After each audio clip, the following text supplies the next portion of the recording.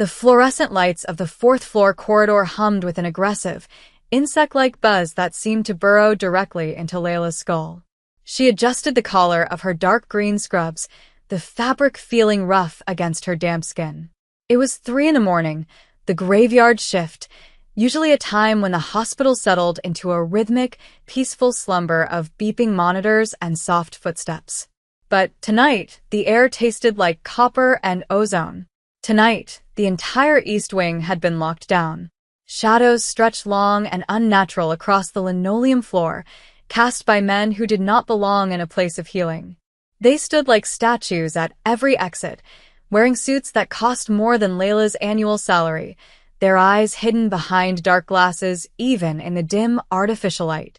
They were silent sentinels, their hands clasped in front of them, barely concealing the heavy, angular bulges of firearms beneath their tailored jackets.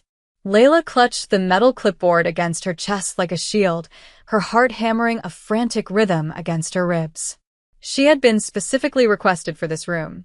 Not because she was the most senior nurse, she was only 23, but because the head charge nurse had suddenly come down with a convenient illness the moment the black SUVs pulled up to the emergency entrance. Layla forced her breathing to steady, counting the tiles as she walked toward room 404. Every instinct she possessed, honed by a childhood spent navigating spaces where she wasn't welcome, screamed at her to turn around and run. But running drew attention, and attention was the one thing she could not afford. She was supposed to be invisible. Just a pair of hands to change for bags and check vitals. Just a nameless face in green scrubs. She reached the heavy oak door of the VIP suite. 2 men stood guard here, larger than the others, their presence radiating a cold, professional menace. One of them, a man with a jagged scar running through his eyebrow, held up a hand to stop her. He didn't speak. He simply looked her up and down, his gaze stripping away her professional demeanor to assess her as a potential threat. Layla didn't flinch. She had learned long ago that fear was a scent, and predators could smell it from a mile away. She held up her ID badge, her hand rock steady despite the adrenaline flooding her veins. The guard stared at her face, then the badge, before giving a microscopic nod. He stepped aside, and the other guard opened the door. The rush of cold, conditioned air that hit her face felt like walking into a tomb. Inside the suite, the atmosphere was suffocatingly tense. The room was spacious, more like a hotel suite than a hospital room, with plush leather chairs and a view of the city skyline. But the luxury was marred by the forest of medical equipment surrounding the bed in the center. In that bed lay an old man, frail and withered, his skin the color of parchment. This was Chairman Park. The name alone was enough to make the hospital administrators sweat through their shirts. He was a legend, a ghost story whispered in the back alleys of the city, the patriarch of an empire built on blood and silence. But right now, he was just a dying man hooked up to a ventilator. Layla moved toward the bed, her rubber-soled shoes making no sound on the carpet. She checked the monitors. His heart rate was thready, his blood pressure dangerously low. She began her work, her movements precise and efficient. She adjusted the drip, checked the catheter, and gently smoothed the sheets. She was so focused on her task that she didn't hear the door open again. She only felt the change in the room's pressure, a sudden heaviness that made the air hard to breathe. She turned slowly. Standing at the foot of the bed was a man who looked like a sleek, dangerous weapon sheathed in silk. Kongdae did not look like a man visiting his sick father. He looked like a king surveying a crumbling kingdom. He was tall, with sharp, angular features that seemed carved from ice. His suit was midnight blue, immaculate, without a single crease. He watched Layla with eyes that were devoid of warmth, calculating, assessing. Beside him stood another man, slightly younger, with a restless energy, June, the enforcer. June's hand hovered near his waist, his eyes darting around the room, checking corners, checking windows. Layla felt like a rabbit trapped between 2 wolves. She averted her gaze, focusing on the chairman's foreline, trying to make herself small. His vitals are stable, but weak, she said, her voice barely above a whisper. She kept her tone professional, detached. He needs rest. The stress. It isn't good for his heart. Kongdae didn't answer immediately. He walked to the side of the bed, looking down at his father with an expression that hovered somewhere between contempt and grief. "Leave us," he said. The command was soft, but it carried the weight of a gavel striking a sounding block. It wasn't a request. Layla nodded quickly, eager to escape the suffocating orbit of his gravity. She moved toward the door, her head down. Just as her hand touched the handle, a groan echoed from the bed. It was a guttural, wet sound, filled with pain. Layla froze. Her duty as a nurse warred with her survival instinct. The groan came again, louder this time. The monitors began to beep rapidly. The chairman was thrashing, his hands clawing weakly at the sheets. Kongdae stiffened, taking a step back, looking unsure for the first time. He wasn't a healer. He was a destroyer. He didn't know what to do. Layla turned back. She saw the panic rising in the old man's eyes, the way he gasped for air, fighting the ventilator. He was terrified. In that moment, the dangerous men in the room faded into the background. There was only the patient. Layla rushed back to the bedside. "Hold his hands," she ordered, her voice sharp and authoritative. Kongdae looked at her, surprised by the sudden change in her tone, but he didn't move. "I said hold his hands. He's pulling out the line." Layla snapped, reaching out to secure the chairman's wrist. The old man was delirious, his eyes rolling back, shouting something unintelligible, lost in a fevered dream of his past. The chairman's thrashing became violent. He was shouting now, words spilling out in a feverish torrent. Layla recognized the tone before she recognized the words. It was the sound of desperation, of a man lost in a time and place that no longer existed. He wasn't speaking the polished, standard language of the capital. He was speaking the rough, clipped dialect of the southern docks, the language of fishermen and smugglers, of hard labor and salty air. It was a dialect that marked you, a way of speaking that the elite looked down upon. Layla's heart stopped. She knew this tongue. She knew the cadence, the specific slang, the way the vowels were swallowed and the consonants hit hard. It was the language of her childhood home, a place she had fled, a place she had buried deep inside her. The chairman was crying out for water, but using a specific, archaic term used only by the old dock workers of Busan. Kongdae looked at his father, his face a mask of confusion and frustration. He understood the language, of course, but he couldn't calm him. The connection was broken. The old man was flailing, his heart rate spiking to critical levels. If he didn't calm down, he would code. Layla didn't think. She didn't calculate the risk. She simply reacted. She leaned in close to the chairman's ear, her hand gently cupping his face, her thumb stroking his cheekbone. And then she spoke. She didn't speak in English. She didn't speak in the polite, standard tongue taught in textbooks. She spoke in the thick, gritty, unmistakable dialect of the Busan docks. "Hush now, old uncle," she murmured, the sounds rolling off her tongue with a natural, practiced ease that shocked even her. "The waves are calm tonight. The nets are full. Rest your head. The water is coming." Her voice was low, guttural, perfectly mimicking the intonation of a native born and raised in the salt spray. It was a sound that didn't match her face, didn't match her skin, didn't match the setting. It was a ghost sound. The effect was instantaneous. The chairman froze. His eyes focused, locking onto hers. He heard the sound of home. He heard the sound of his youth. His breathing hitched, then slowed. The frantic beeping of the monitor decelerated into a steady rhythm.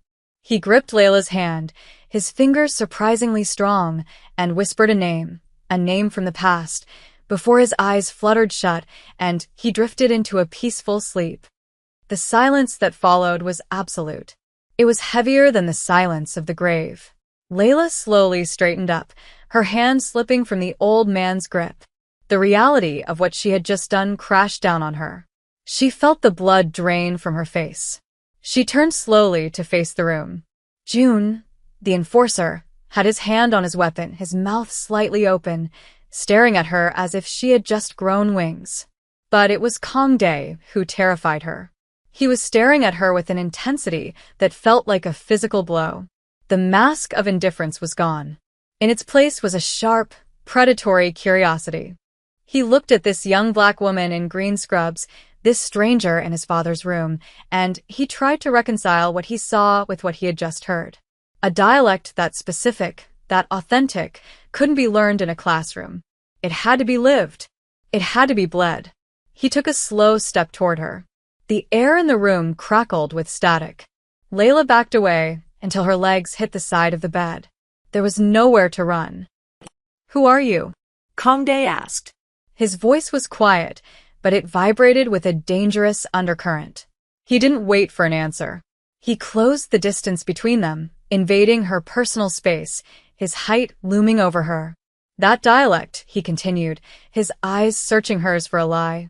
"That is not something a tourist picks up. That is the language of the gutter. The language of my father's generation. The language of the wharf rats." He spat the name like a curse, yet there was a flicker of something else in his eyes. Recognition? Suspicion? Layla swallowed hard, her throat dry.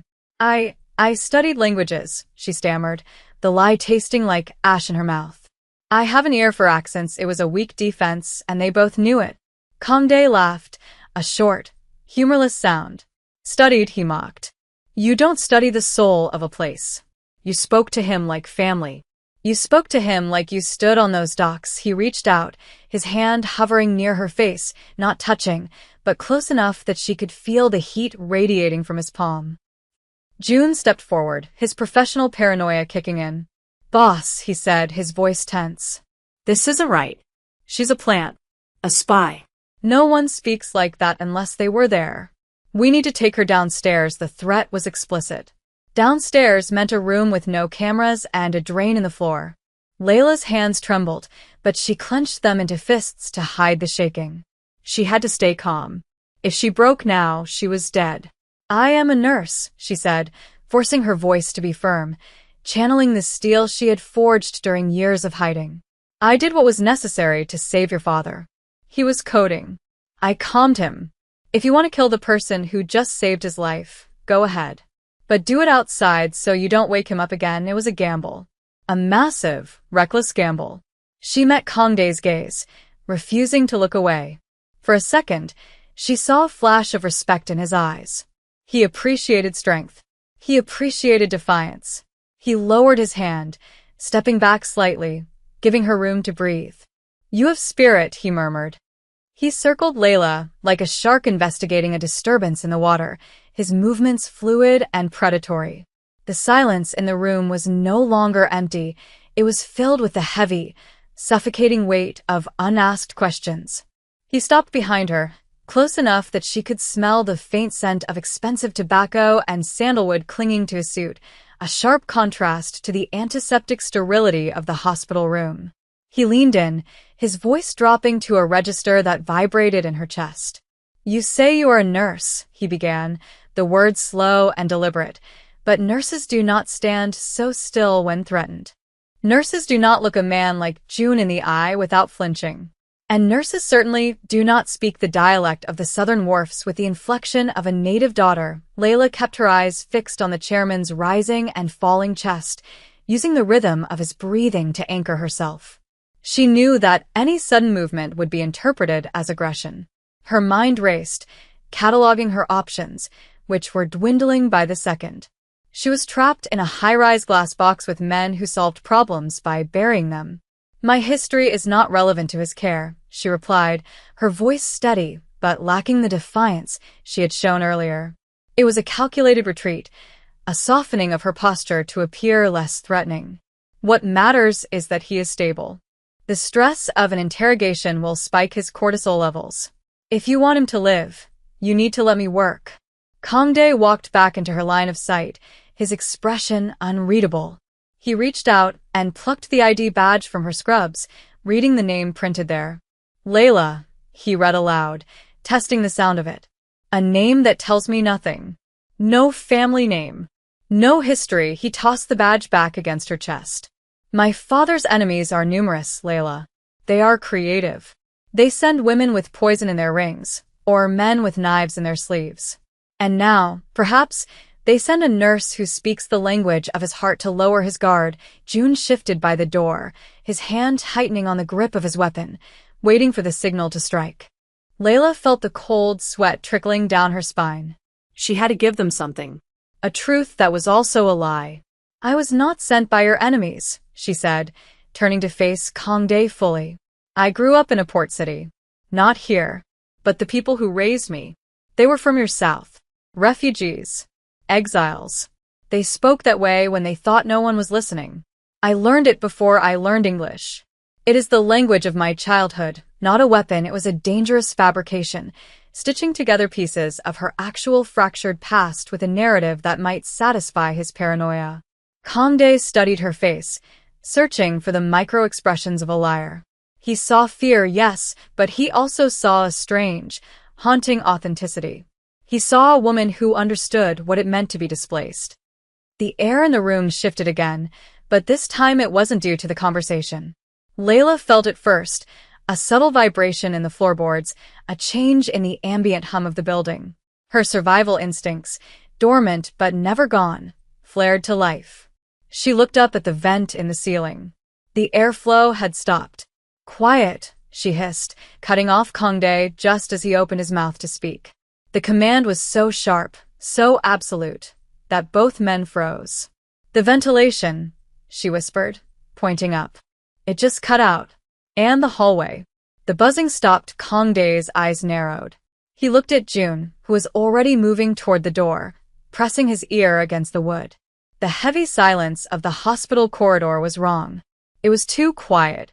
No squeak of rubber shoes, no distant paging system, no rattle of carts. It was the silence of a held breath. June pulled back from the door as if burned, drawing his weapon in a blur of motion. Breach, he mouthed, the single word hanging in the air like a guillotine blade. Layla didn't wait for instructions. She dropped the clipboard and moved to the chairman's bed, unlocking the wheels with a swift kick of her heel. We have to move him, she said, her voice dropping the nurse persona entirely, replaced by the cold, clipped tone of someone used to navigating war zones. This room is a kill box. Too many windows. One exit. Kangdae looked at her, really looked at her, for the first time seeing not the nurse, but the soldier beneath the scrubs. The first shot didn't sound like a gunshot. It sounded like a heavy book being dropped flat on a table. The suppression was high grade. The bullet shattered the lock of the suite's door, sending splinters of wood and brass spraying across the room. June fired back blindly through the wood, 3 rapid shots that deafened them in the enclosed space. Get down, Kangdae roared, diving toward the bed to shield his father. But Layla was already moving. She wasn't cowering. She was grabbing the portable oxygen tank and the emergency medical bag, slinging them over her shoulder. The glass of the large window overlooking the city spiderwebbed as a second team rappelled from the roof, swinging in with submachine guns. It was a coordinated hit. A pincer movement. They were coming from the hall and the sky. Layla threw herself flat against the floor, dragging the 4 stand-down with her so the lines wouldn't rip out of the chairman's arm. Glass rained down like diamonds, sharp and deadly. The room erupted into chaos. The roar of automatic fire filled the space, chewing up the expensive leather furniture and shattering the vases of flowers. Layla crawled through the debris, her knees sliding over glass shards, focused entirely on the old man. He was waking up, his eyes wide with terror, the monitor screaming an alarm that was lost in the cacophony of violence. Kangdae was returning fire at the window, his pistol booming like a cannon compared to the suppressed weapons of the assassins. He was a marksman, calm in the center of the storm. He took down the first repeller before the man's boots touched the carpet. The second attacker swung wide, spraying the room. Bullets stitched a line across the bedsheets, missing the chairman by inches. The bathroom. Layla screamed over the noise. The walls are reinforced concrete. Move him. It was a desperate plan, but the only one they had. The main room was being shredded. June kicked the suite door open, firing into the hallway to clear a path, but was forced back by a hail of bullets. They were pinned. The bathroom was the only cover. Kangdae grabbed the head of the bed, and Layla grabbed the foot. Together, They shoved the heavy hospital bed across the debris-strewn floor.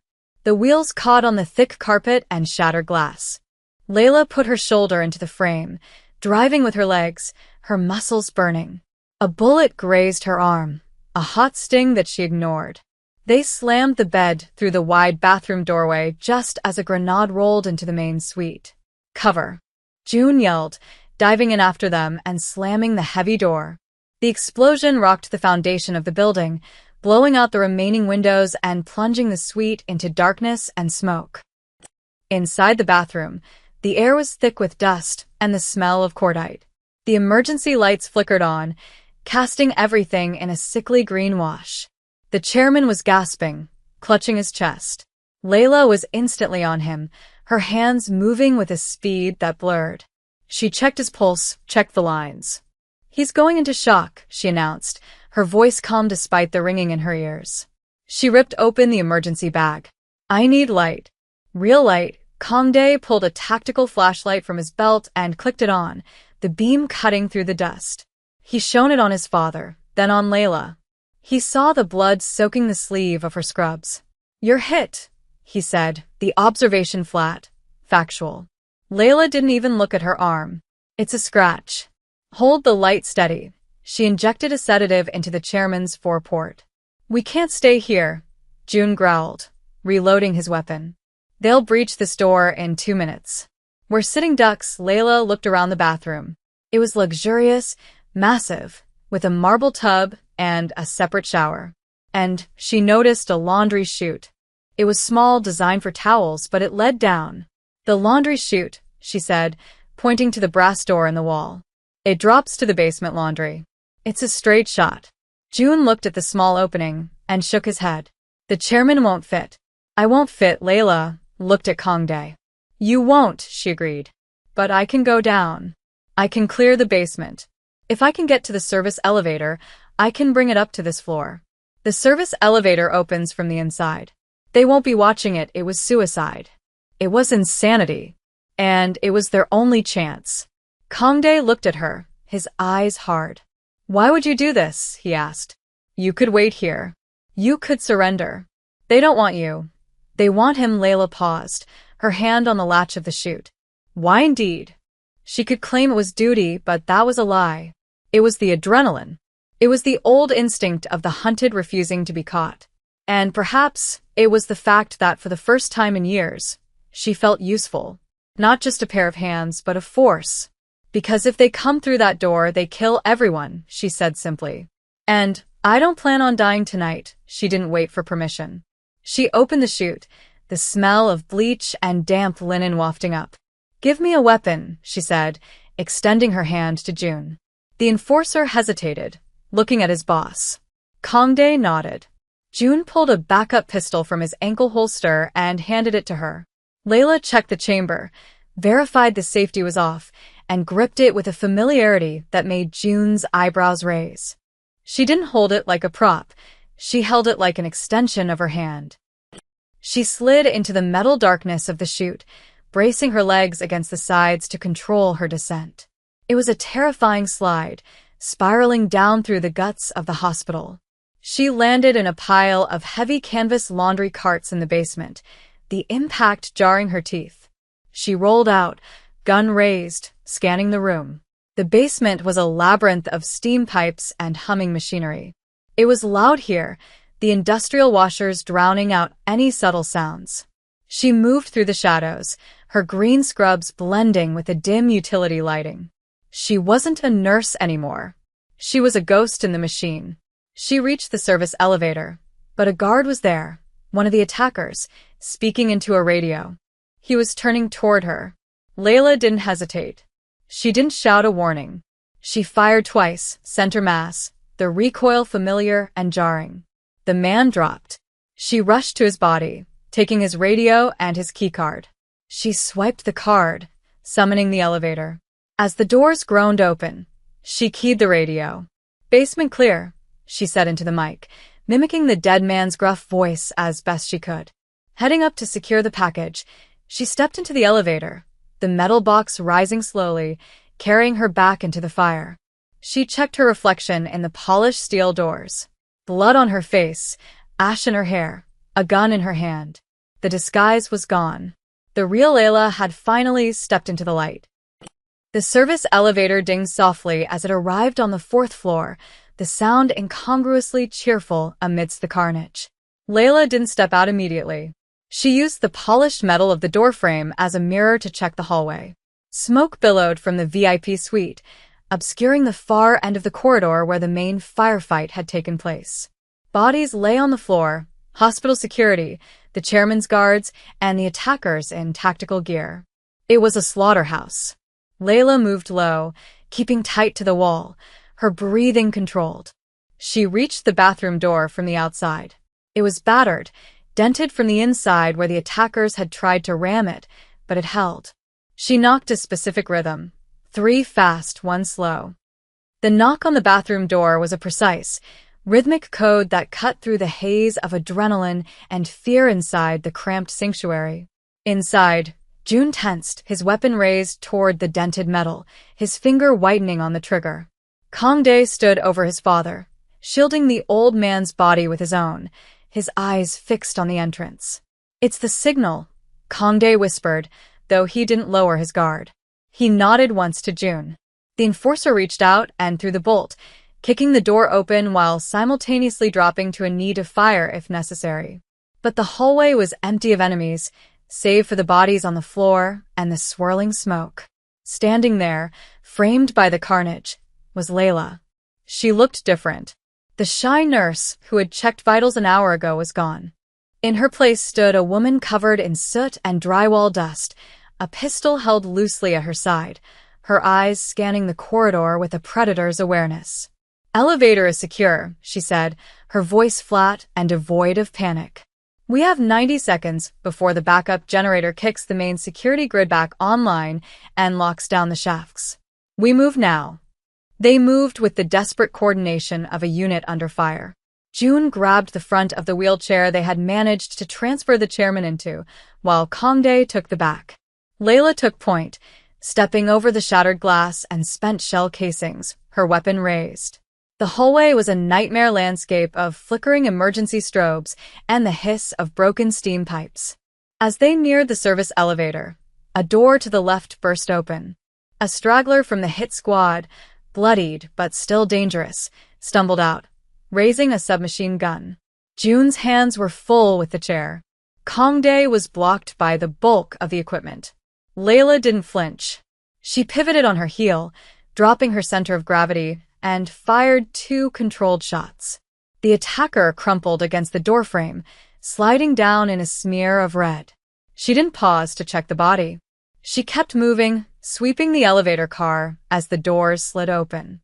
"In," she commanded. "Get him against the back wall." The doors groaned shut, sealing them in the steel box just as the sound of shouting erupted from the stairwell they had left behind. The descent was agonizingly slow. The smell of burnt gunpowder and copper filled the small space. Kangdae looked at Layla, really looked at her, seeing the way her hands didn't shake, the way she checked the ammunition count in the magazine with a glance. "You never told me your last name," he said, the question cutting through the mechanical hum of the elevator. Layla didn't look at him. She watched the floor numbers tick down. "I didn't think it mattered," she replied softly. "In this city, names are just targets." The basement loading dock was a cavernous, concrete expanse filled with the smell of diesel and rotting garbage. The service elevator opened, and Layla surged out first, clearing the corners. The space was empty, save for a black, armored van idling near the ramp, its headlights cutting through the gloom. The driver, a man with a shaved head and a terrified expression, looked up as they emerged. He had clearly been waiting for a signal that almost didn't come. "Open the back." Jun råbte, "Abandonningstæller for speed." They rushed the chairman toward the vehicle. Layla stayed behind them, walking backward, her eyes scanning the catwalks above. She knew how these things worked. There was always a second wave. As they loaded the chairman into the back of the van, a single shot rang out from the darkness of the upper levels, sparking off the pavement inches from Layla's foot. She didn't scramble. She raised her weapon, aiming at the muzzle flash in the rafters, and fired a suppression volley that sent the sniper ducking for cover. Go, she screamed, diving into the back of the van just as the tires screeched against the concrete. The heavy doors slammed shut, sealing them in darkness, and the vehicle roared up the ramp, bursting out into the rainy city night. The interior of the van was a mobile command center lined with screens and communication equipment, but right now it served as a trauma unit. The vehicle swerved violently through traffic, the suspension groaning under the aggressive maneuvers of the driver. Layla was thrown against the metal wall but immediately scrambled to her knees, moving toward the chairman. He was conscious but pale, his breathing shallow. "I need the medkit," she barked at June, who was busy stripping off his tactical vest. He handed her a hardshell case from under the bench seat. Layla cracked it open, her fingers flying over the supplies. She hooked the chairman up to a portable monitor, the rhythmic beeping filling the tense silence of the cabin. She worked with a focus that excluded everything else, the swaying of the van, the wail of distant sirens, and the intense scrutiny of the two dangerous men watching her every move. She flushed his foreline, administered a stabilizer, and checked his pupils. "His heart rate is stabilizing," she announced after a tense minute. "He's tough." The shock didn't kill him. She sat back on her heels, wiping a smudge of blood from her cheek with the back of her hand. The adrenaline was beginning to fade, replaced by a cold, creeping exhaustion. Kangdae sat opposite her, his suit ruined, his face smeared with dust. He held a bottle of water, but he hadn't opened it. He was watching Layla with a mixture of suspicion and fascination. "You cleared a jam in that pistol back in the hallway," he observed quietly. "Muscle memory. You didn't even look at it. And your stance. That's not self-defense class training. That's military." Or worse, Layla looked down at her hands, which were now resting in her lap, stained with the chairman's blood and the grime of the hospital floor. The lie she had told earlier, about learning the dialect from refugees, wouldn't hold up against the physical evidence of the last hour. She had exposed herself.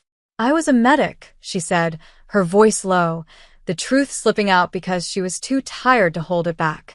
"Before I came here, before I tried to disappear, I worked in conflict zones where the only law was who had the bigger gun. I learned to stitch wounds in the back of trucks while being shot at. I learned to shoot back because sometimes the red cross on your arm is just a target. It wasn't the whole truth." She left out the parts about who she had worked for and why she had fled, but it was enough. The chairman stirred, his eyes fluttering open.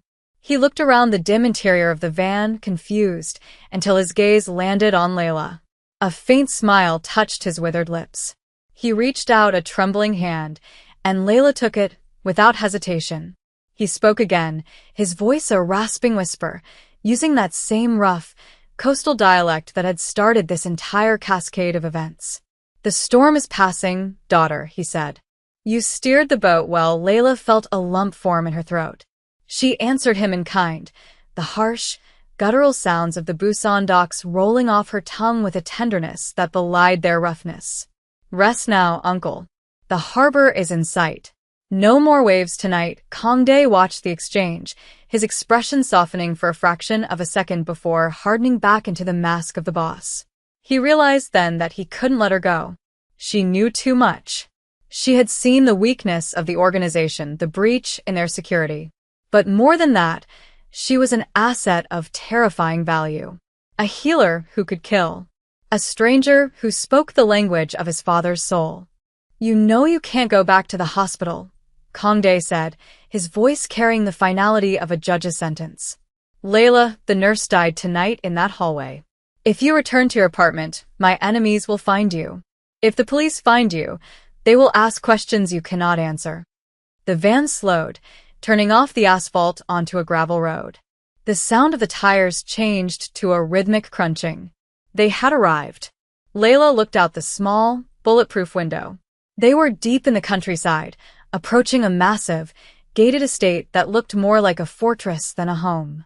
Floodlights swept the perimeter, and armed guards patrolled the walls. This was the inner sanctum, the heart of the empire.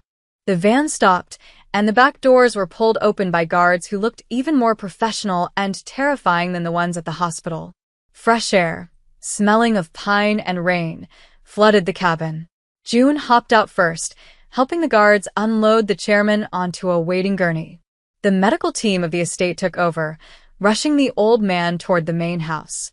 Layla remained in the van for a moment, sitting in the darkness, the weight of her reality settling on her shoulders. She had survived the night, but she had lost her freedom.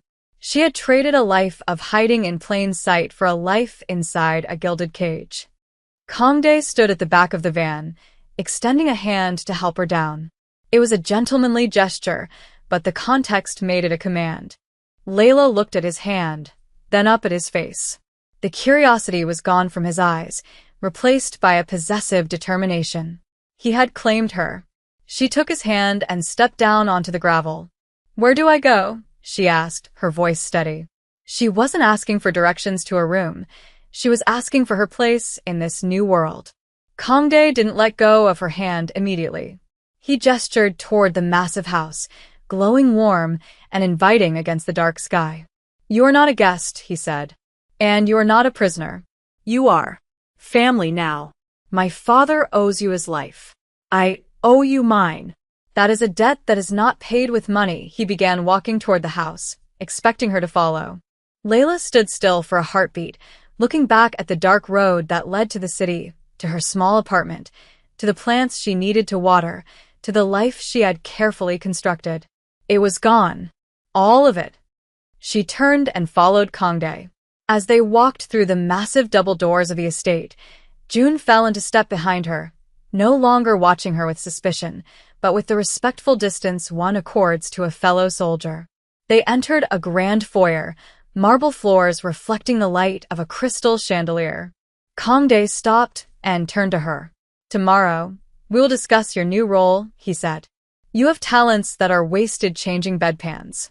We have need of someone who can navigate the storms." He used the metaphor she had used with his father, a subtle acknowledgement of her power. Layla looked down at her green scrubs, stained and torn. She felt the weight of the pistol still tucked into her waistband, a cold, hard reminder of who she really was. She looked up at Kangdae, her chin lifting in a gesture of acceptance that was also a challenge. She wasn't afraid anymore. The fear had burned away in the fire of the night. "If I stay," she said, her voice echoing slightly in the large hall, "I don't wear the scrubs. And I don't take orders from your foot soldiers. If I'm family, I stand at the table, not serve it." Kangdae's lips curved into a slow, dangerous smile. He recognized the steel in her. It was the same steel that ran through his own veins. "Agreed," he said. "Welcome home, Layla."